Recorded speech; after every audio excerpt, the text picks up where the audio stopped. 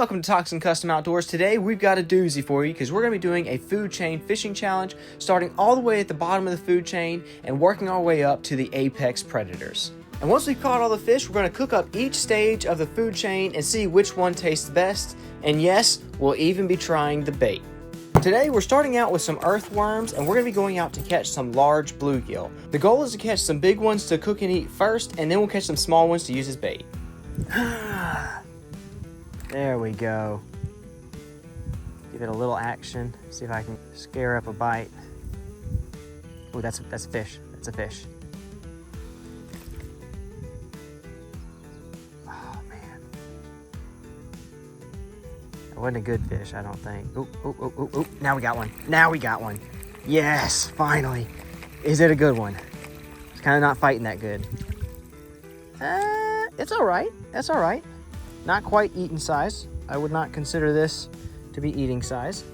Pretty one though. Look at that bronze color. Ooh, not the size we're looking for to keep to eat, but still a very beautiful fish. This mud is very soft, so I'm gonna try and just like toss him gently. I'll take it. I'll take it. Maybe we've got a school out there. If we do, usually once you get on a school, it's back to back. And you'll get some of them bigger fish to attack. Oh, that's when it gets real fun.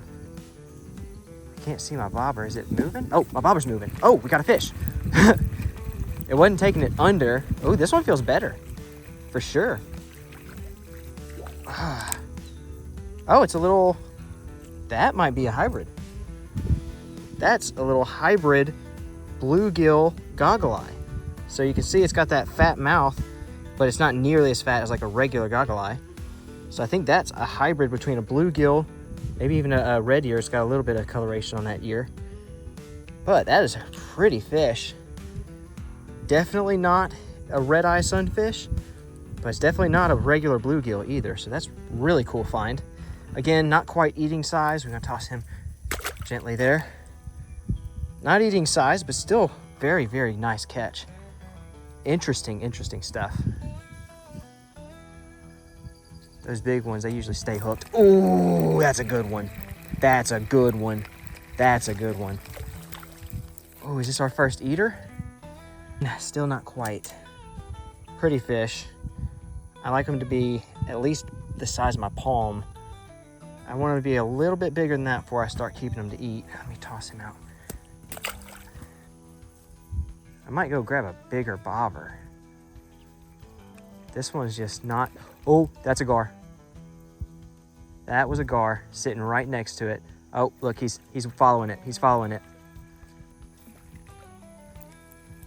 There was a big gar. I see him. I see him moving. He's right in front of me. Oh, man. I can barely see him. Oh, it's an alligator gar. Okay, I'm going to put my bobber a little shallower. We're going to try and catch him. Probably not the best idea. Oh, there's 3 of them. Ooh, there's like 3 of them. They're like circling like sharks. Just a little bit. Not what I wanted. Oh, we had a fish. Another small one. Pretty little red spot. Ouch. Trying to get the attention of the gar, and that guy comes up and smacks it. Well, I think the gar are gone now. But we'll keep it shallow like that. I mean, if that's where they're biting, then shoot. Why change? Oh, there's a gar. There's a gar. Trying to attract him over. I don't know if he's gonna bite the worm, but he should. Oh, he bit the bobber. No, he's gonna break my line. I thought about it, but all I'd be doing is losing the hook, and it's not something I really want to do right now.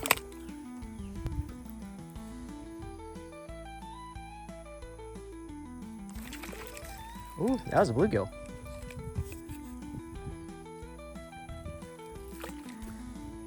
Ooh,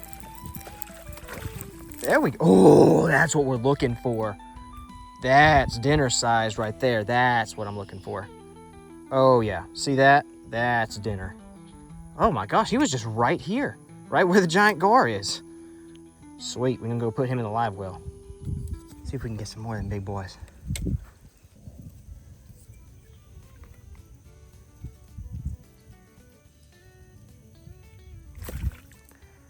Gummit. Ah, small one. Well, just another little small bluegill.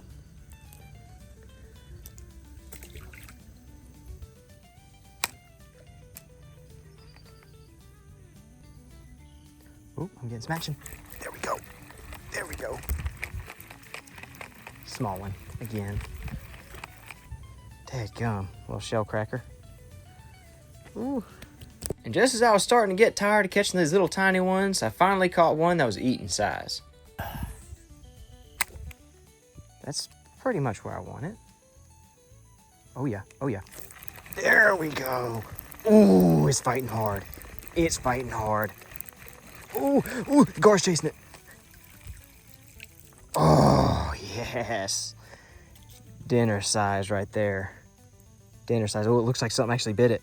Something did. Something bit it right there. That's a gar tooth. It's still bleeding. Ooh, nice little shell cracker. Good old dinner size one.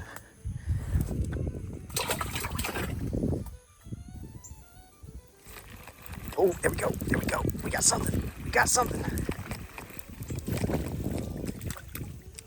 Small one. Man. Again.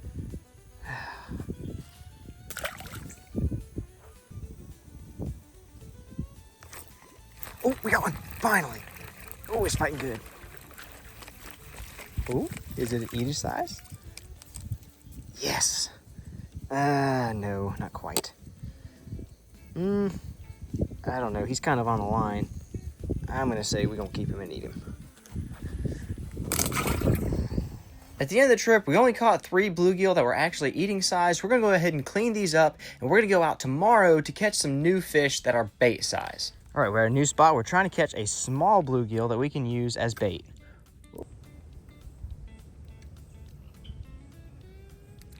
There we go. Oh, didn't set the hook hard enough. Just kind of lifted it. Should have popped it. There we go. Ooh, nope. Goodness gracious, they are attacking it, that's for sure. There we go. Perfect. Okay, we got our bait. Now we're going to be targeting 3 main species: alligator gar, bowfin, and catfish. Okay, we've got our fish. I found a bobber that's real big. We're just going to chunk this sucker out somewhere like there. And we're just going to wait. And once that bobber goes fully under, it's going to move a little bit because we got a live fish on it. Once that thing goes all the way under, we'll know we got a fish. Still no action on our live bait over there, but I'm gonna go ahead and try and catch some big suckers over here. If we can catch one big enough to eat, that'd be awesome. Oh, oh yeah, that guy hit hard. Regular bluegill, again, a little too small. Excuse me, sir. Excuse me, sir. Thank you. Another small bluegill, not itty bitty, but he's definitely not eating size. So we're gonna go ahead and release him.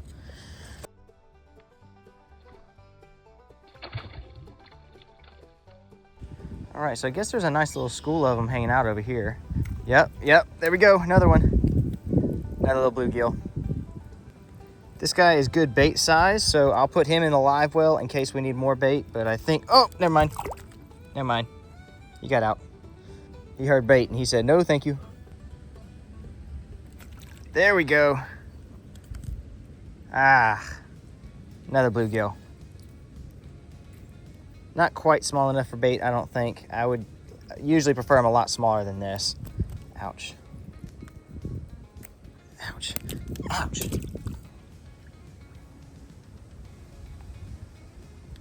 There we go. Oh, perfect bait size. Absolutely the best bait size so far. So this right here, I'm gonna leave him on the hook so he doesn't escape. Oh, this right here is why they're so hard to handle. They'll flare up those spines. They got them on the bottom here and on the top, and they'll just flip around and constantly stab you. So you got to brush the spikes down and hold them, but sometimes when they're wiggling around, they'll still stab you. That's like the best bait size, even if you want to catch like bass. This guy can catch bowfin, catfish, bass, gar, whatever. I also caught a few more pieces of bait to use just in case we ran into a lot of aggressive fish, which we will later in the video. So here's just a couple of those fish without wasting too much of your time. Sadly, it did start to rain, so we did have to pack things in a little bit early. Oh goodness, that just came out of nowhere. Okay, well, we're gonna go ahead and take cover for a little bit and see if this passes. We're gonna leave our catfish line in the water though. It stormed for a good little while with no signs of letting up, so we went ahead and moved to a different location a few miles away. So this spot, it's kind of sprinkling a little bit. It was raining real hard earlier when I cast out my line. All my biggest fish have actually been caught from this location. I caught a 33-pound blue cat, a 31-pound channel cat, and I've even caught about a 5-foot gar. Well, it's been about 5 minutes since the rain stopped. I can see lots of fish splashing around out there. Our line's cast out somewhere around there.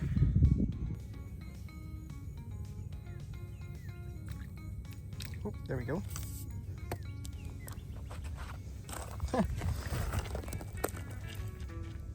Tiny little red ear. It's actually perfect size. We're gonna keep him for bait. All right, we got a big bobber on it now. Perfect. See, I see something right over here swimming around kind of in the shallows. So I might even bring this thing a little bit closer. Not quite. There we go. Perfect bait size yet again. Ooh.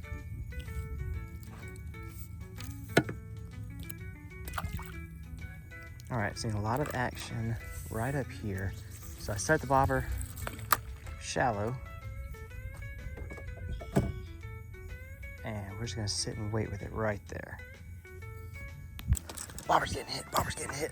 We got a fish, we got a fish, we got a fish, we got a fish. Come on, we got a fish. Ah, we had a fish.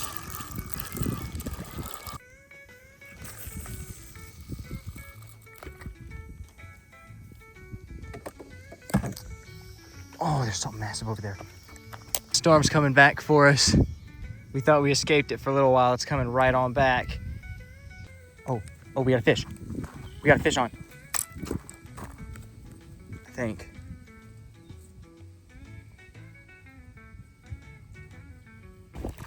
Oh my gosh. Dude, there's massive fish swimming all over the place. They're just not biting. Something keeps chasing a lot of fish. It almost looks like a giant bass. Whatever it is, it's always jumping and chasing them right about there. So I'm gonna cast this thing out. Now with that small little bobber, I'll be able to see the fish struggling, and it may look like something really big hitting it, but it's really just that fish swimming around. I'm gonna recast this one. Oh goodness gracious. I was about to say I'm about to recast this one somewhere else, but I might actually have a fish. Is this a fish? Is this a fish? Or am I hung up on something? I think I was hung up on something. Oh no, I got a fish. Ha! A little gar. Okay. Well, I did have a fish. See, the thing about gar is you won't even know that you've really caught them because they'll just sit there and chew on it, and it looks like he swallowed the hook. Oh, goodness gracious. Okay, that hook's way down in his throat, so we're gonna have to, ouch.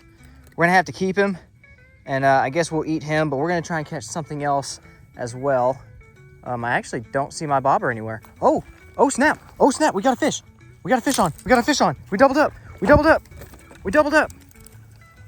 Oh yeah. Oh, it's a bass. It's a good bass. Oh snap. Oh no. Oh, that was like a 5-pounder. Oh my gosh, he was massive. Dude. Oh my gosh, that's so aggravating. He started shaking his head, and I knew it was not gonna last long. I was just hoping I could get him just onto the bank. Oh my gosh, that would have been my new PB. That was a good sized bass. Gosh, dang it, man. Well, back to this fella. He's swallowed the hook all the way down into his gut, so there's not gonna be any safe way to do this. And it's on a steel leader, so there's no way I can like cut the line unless he's gonna have like a giant leader. So we'll go ahead and turn him in some food as well. We'll eat him, but we're gonna try and catch that other fish. So aggravating, man. I got a fish. I got another fish already. It hadn't been but maybe 2 minutes. It looks like it's chasing that stuff. There we go, we got something. Oh, it's fighting. Oh, I think it's a gar. I think it's a gar. Oh, I think it's a gar. Oh, what is it? Oh, it's a bass. This is a different bass. Okay, we're gonna take this slow. We're gonna take it slow. We're gonna take it slow. We're gonna get him close. Ah! Oh, good bass. Really good bass. Oh, I thought I was never gonna catch another one. Oh, that's a good, healthy 3-pounder. Oh, that's probably the one that was chasing those as well. So I think there might be a school of them. I'm gonna hurry up and get another line cast out. Oh, thank the Lord. I did not think I was gonna be catching. Oh, there's another one in front. I gotta hurry. I gotta put this guy in the live well and get back to fishing. Gotta hurry up and get my line back out there. I saw another one.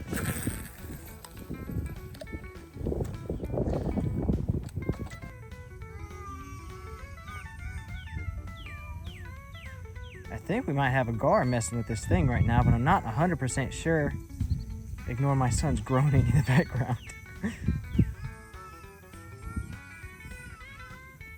Oh, that other line's going crazy now. Oh yeah, that other line's going nuts. Just set that right here. The predators started coming out just out of like that. We had no bites for like 3 hours, and now it's been back to back. There it is again. That's got to be another bass. I'm about to reel that one in. That one's getting hit by gar, I'm pretty sure. I'm going to cast it right back over there where something keeps chasing stuff. But I don't know if you guys can see it. So I don't know if y'all can see, but it's sideways and it keeps kind of dunking underwater a little bit. I think there's a little gar messing with it. Yeah, that's going to be a gar messing with it. Or a crab even. All right, fairly certain we're just going to pull this out of the gar's mouth. I don't think it's going to stay hooked. Oh, maybe it will. Or maybe I'm just hung up. Oh, I think we got it. Oh, we got something. Oh, yeah, we got something. We got something. Oh, I don't know what it was.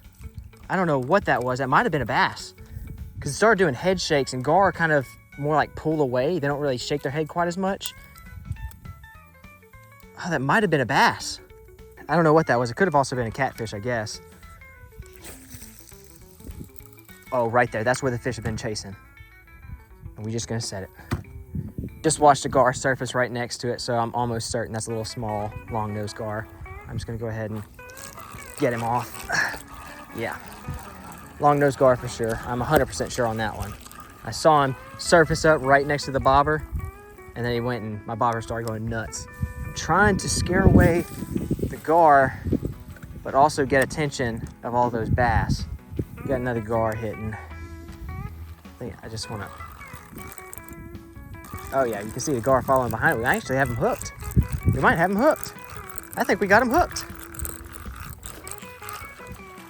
Yeah, we had him hooked. I think that's another one of those long nose.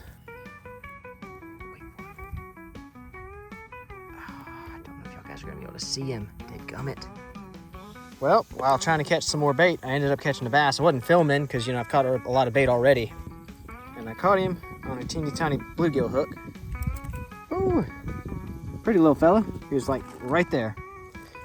But he's not big enough to eat, nor would I want to eat one this small. So I'm gonna go ahead and drop him down.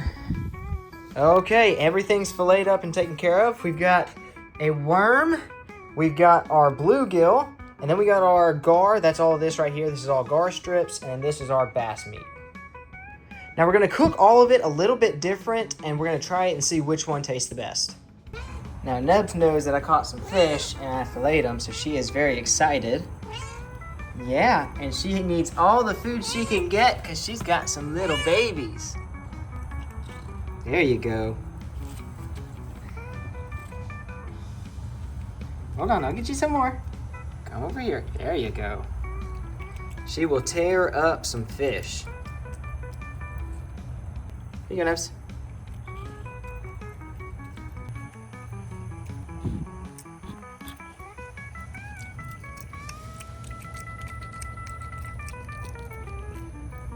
All right, Nebs, all done. Sorry. How's your kitty's doing? She's got half black and half orange. They just recently started to kind of open their eyes up. This one's a little more shy. All right, we got our oil, got our fire going. We're gonna go ahead and heat this up, and while it's heating up, we're gonna prep all the fish.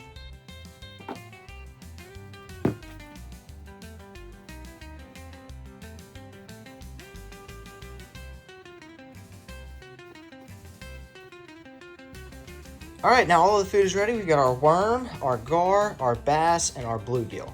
Now for our bluegill, we're gonna bake it, and we seasoned it with some tequila lime seasoning and some Creole seasoning.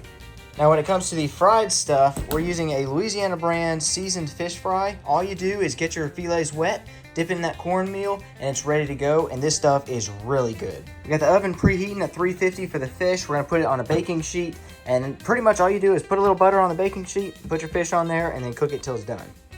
Now for the fried stuff, we're waiting on the oil to heat up, and I'll show you all a special trick to know when your oil is ready. All right, so what I've done is I've taken a tiny piece of butter and rolled it around in some of that cornmeal.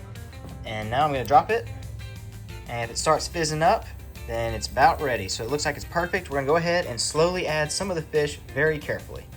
You're supposed to always make sure you drop it the opposite way. So I'm gonna try and do that. We're gonna start off with the bass and then do the gar second. The bass should take a little bit longer, so we're gonna do that first.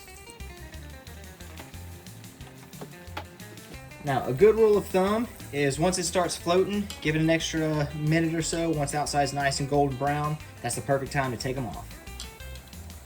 Hey, Striker, move over, buddy. Move over, buddy. I gotta get to the oven. Move over. Move over. Thank you, buddy. All right, we're gonna go ahead and put that fish in there. And it is still preheating, but I kind of just keep an eye on it. If you're looking for an exact recipe, I'd Google that, because I kind of just do everything by ear, and most of the time it turns out all right.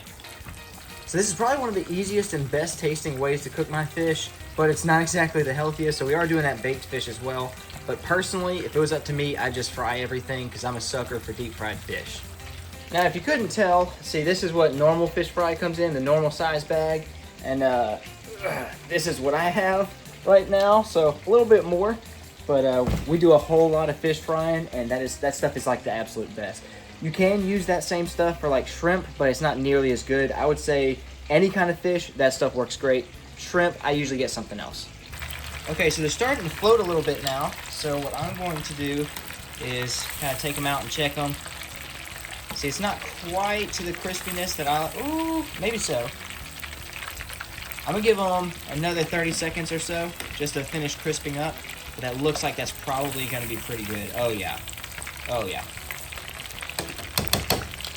So a crucial part is making sure you have a napkin, and that's gonna allow this thing to really crisp up and not get soggy. This napkin will absorb all of that oil dripping off, and it'll keep it from all the steam kind of turning it soggy. We're gonna go ahead and add in the gar and the worm.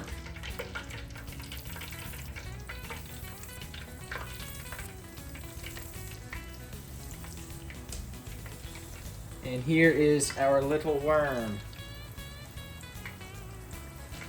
Now this one's not gonna take nearly as long. They're already kind of starting to float a little bit because they're a lot thinner. So that bass was real beefy.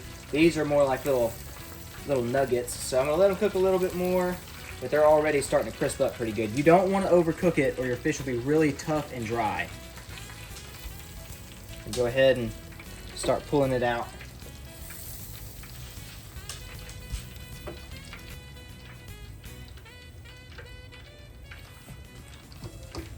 All right, we've got our freshly cooked fish. This is gonna be hot, hot. That is the gar. That is the bass, and that is our worm. All right, let's give this thing a little scratch. Oh yeah. Nice and crispy.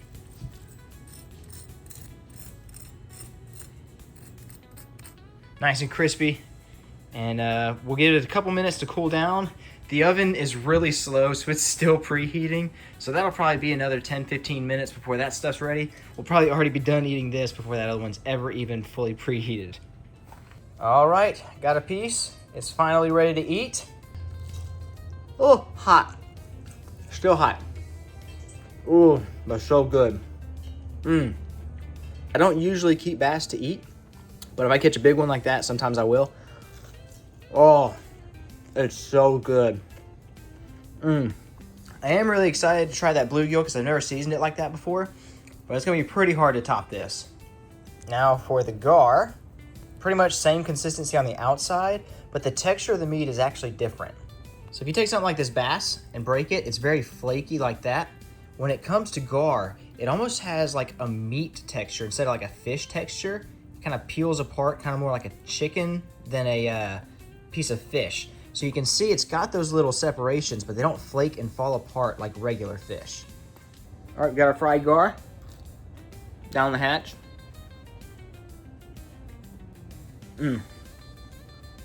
Gar is very weird. It doesn't taste like most fish, and its texture it's almost chewy. And I know I didn't cook it too long because I cooked it for a pretty short amount of time. It's weird. It's like texture of, I don't know. I'm trying to think of what texture this is like. It very much has like a chicken nugget consistency. I think that's what I'm looking for. It's got like a slightly tougher than McDonald's chicken nuggets kind of texture to it. But we're done with that. It is time for the fried worm. I cleaned out all of the insides from it, so it's more like worm skin, but I don't know what all diseases worms could carry or parasites or whatever, and so I didn't want to risk it at all, so I just gutted it and fried it. Bon appetit. Oh, I was hoping that the cornmeal would mask the flavor, but it has a very weird flavor. It's not bad, but since I know it's an earthworm, I don't know how I feel about that. It almost tasted like a nutty taste to it or something. Not a fan. Not a fan of that. Not at all. I think it's a mental thing, knowing that it's a worm and knowing that that flavor is a worm. So now I could probably identify worm in a food. Not a fan. Just gotta say, that bass, 10 out of 10 actually. Bass doesn't have hardly any fishy flavor, which is surprising, but it's really good. It's super tender, so it just falls apart real easy. It's super clean tasting. It's not like some catfish, it'll have a really fishy taste to it. Bass doesn't have hardly any fishy taste at all. It's actually a very, very clean meat. I had some shrimp laying around, so I went ahead and battered them up with the leftover cornmeal. I really don't like wasting any of that stuff. So we're gonna let that cook as well. And this stuff in here is getting very close to being done. All right, there's the fried shrimp as well. We just gotta wait about 5 more minutes on the fish inside the oven and we should be good to go. All right, fish is out of the oven now. And you'll know your fish is done when it's hot. Ooh, it's hot. Ooh. Well, if it's hot like that. And you can see, if you can sit there and remove it like that and it all falls right off the bone, then it is perfect. So I usually eat it with the skin on. Now you do have to just scale the fish. Bluegill are pretty simple. You just chop the head off, gut it, pull the guts out, and scale it, and you're done. All these bones, these were from the fins. They'll pull right out.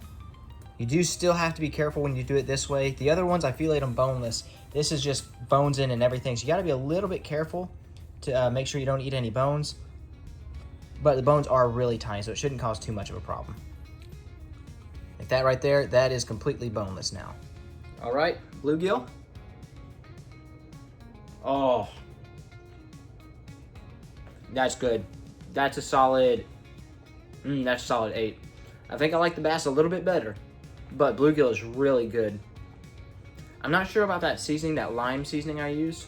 I figured it'd be similar to like lemon pepper, but it's not quite as good. I think it would have been better with lemon pepper and butter. I do think I might have overcooked it a tiny bit. It was just a little bit chewy, but it is really tasty. I think that lemon pepper is a lot better than that tequila lime seasoning that I used. The most annoying part of eating bluegill like this is just trying to get all of the bones out, because you'll sit there and you can take it out just like that and remove the skeleton, but there are going to be some that are left behind. See, after I've already removed the skeleton, there are still some itty bitty bones left inside of the meat that you got to pick out. So that can be a little bit annoying. It's definitely a lot more work to eat fish like this than just fry it after you bonelessly fillet them, but it is worth the wait in my opinion. All right, shrimp is also cooled down. I don't usually use this kind of stuff for my shrimp, but I decided to try it out today since it has some leftovers. All right, shrimp and leftover fish fry. To be honest, I'm gonna have to say not that great. Flavor-wise, it's not bad, but the cornmeal kind of overpowers it. I think it works really well and complements the fish, but for shrimp, I would definitely go with something else.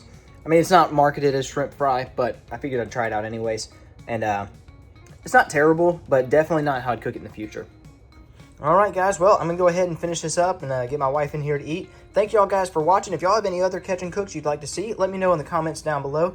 But anyways, guys, as always, Jesus loves you, I love you, and have a great day. I'll catch y'all in the next video.